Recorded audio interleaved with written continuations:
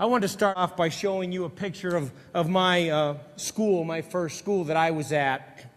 Some of you may recognize it. It was based on the open classroom model. Some of you are familiar with that. It was very popular a few years ago. See, spending 16 years in the principalship, I equated every year to a dog year, so you have to multiply it by 7. That's why I look this old.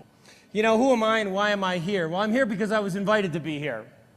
And it's a pleasure to be here. But I wanted to give you a little bit about my background, and I think it's pretty ironic that I'm at a language conference. I'm going to take you back to the early 1960s. And many of you probably weren't around in the early 1960s. I find fewer and fewer people who are. Each day I get older. It was the last day of 4th grade in 1962. And Miss Lascola was my teacher. She was a first-year teacher. She had those glasses like this. Little diamond things in the corner. You know, you remember, sorry, you don't remember, you saw pictures of them. And hair that kept going north, right? It was the last day of 4th grade, and she announced where everyone was going for 5th grade. And she always, you know, it'd be groups of students. You know, you 3 are going to have Miss So-and-so, and you 3 are going to have Miss So-and-so. And she saved me for last. And in front of the whole class, she announced, said, Stephen, you're repeating 4th grade. You're going to have Mrs. Kelly next year. Well, from that day forward, I was known as the redheaded retard. I had more hair, and it was redder. But I was a non-reader. We all know the data on non-readers in 4th grade. Oh my gosh, you don't have a prayer. Well, remember the reading groups?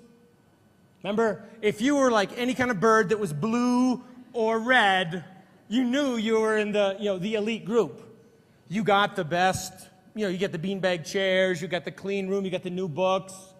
Well, I was in the other end of the spectrum, Barbie Williams and I. Barbie Williams and I sat in the other corner and colored. We were in the bird droppings group. We were farther down the food chain. So it was surprising that I didn't learn to read because all I did was color. But there was a time then when it was a lot of fun to work with the high-achieving students. Because in education, a lot of times I find educators who say, I really do well with the upper-end kids.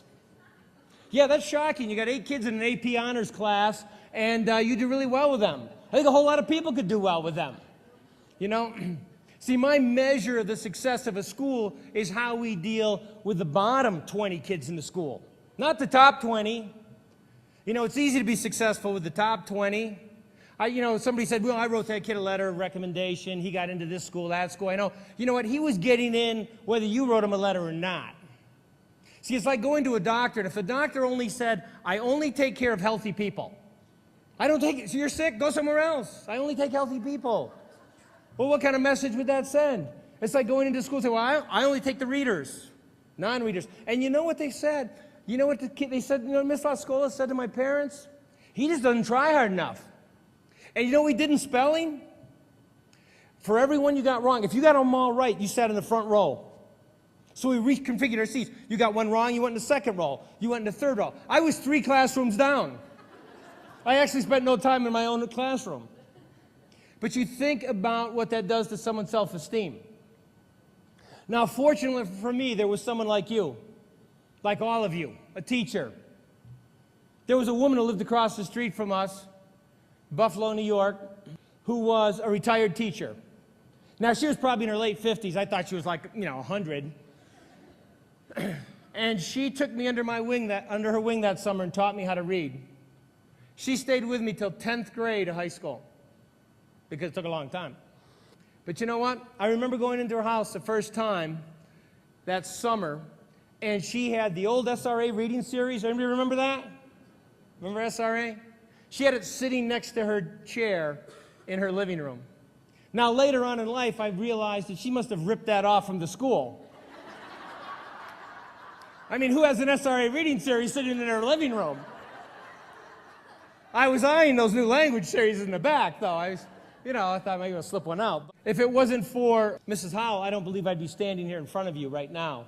And later on in life, they discovered some dyslexia, and, I'm ADD times 10 to the 23rd. So, it's amazing I'm standing behind the podium. I'm doing pretty well, actually. You can see I'm clinching it, It's pretty soon you see the podium going both sides. And around the room. But it was interesting. I finally got out of 4th grade. You know what? When you do 4th grade the second time, what do you think happens? back in 1962? Nothing. You do the exact same thing, and they go, why doesn't he get it? It's like screaming at a deaf person. Why can't they hear me? You're not going to get it. But I did think about it. Which class do you think I excelled in? PE. PE, I was, a year older. I was faster than everybody. I won all the races. I figured 2 more years in phys ed, I'd been able to take the teacher in wrestling. But people often ask me about retention. For me personally, there has nothing in my life scarred me more than that experience. I am the wrong person to ask about retention because you'll get an earful. Because I take it from a personal perspective. The next year, 5th grade, or when I finally got in 5th grade, teacher said, weren't you retained in 4th grade? Oh, geez, I'd forgotten. I'd completely forgotten about that. Thank you for reminding me. It was like an albatross you wore around your neck, and it was always there. I really had not talked about it until about 5 years ago. I couldn't talk about it. It was too emotional. My parents never talked about it. It was a very, very tough situation. But finally I went on and got out of high school, went to college, and had some success there and became a teacher. I taught elementary, middle, high school. I've taught at the university, 2 universities, University of Connecticut and George Washington University, as Jenny said. And, throughout that experience, I've learned a lot.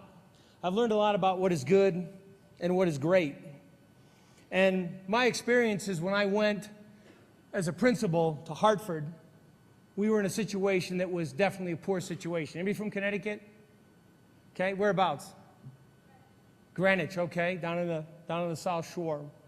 Well, I started off as an administrator in a small community that had more cows than people in Connecticut in the 80s. Then I went to the University High School and became a principal of the highest achieving school on paper in the state. We were a 2-time Blue Ribbon Award winning school. We had highest average SAT scores in the state. Our kids were like, our teachers were like junior professors. We were right on the campus of the University of Connecticut. But we had problems there. What do you think some of the problems were? Drugs. On a university campus, drug problems. High incidence of cheating. Why do you think there's high incidence of cheating? Because your parents expect you to get an A. These kids were read to in the womb. From there, I went to Hartford and became principal of the lowest performing school in the state. We had a 28% dropout rate. My first year there, we had more girls give birth to babies than kids graduated from high school. We had a school-based health center there. 3 out of 4 girls who went in for a pregnancy test tested positive for an STD.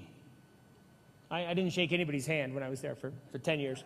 A lot of Lysol, You think about that. My first meeting with my faculty, you know what they said? It's good to have a high dropout rate. Those kids don't take our tests. I said, let me tell you a little secret. We could have the squirrels in the trees take the test, and we wouldn't do any worse. We are last. Did you understand? We are dead last. In 10 years, we raised our test scores every year. We took our dropout rate from 28% to 1.8%. But see, when people cannot come up with a solution, they come up with an excuse. And it's easy to come up with an excuse why you can't be better. I look at this hotel, and do you think you get good service at this hotel? Everyone you talk to, everyone you speak to, good morning, how are you, how can I help? I was printing out my boarding pass, and this lady spent I don't know how much time help us figure it out because we were entering the wrong number. I mean, so hospitable. But why can't every hotel be like that? Why not? Why isn't it? Because it's a choice. Why are there some great schools in America and some other schools that struggle? Because it's a choice. It's a choice we make. It's a choice that the people who walk into that organization, into that building, make every day.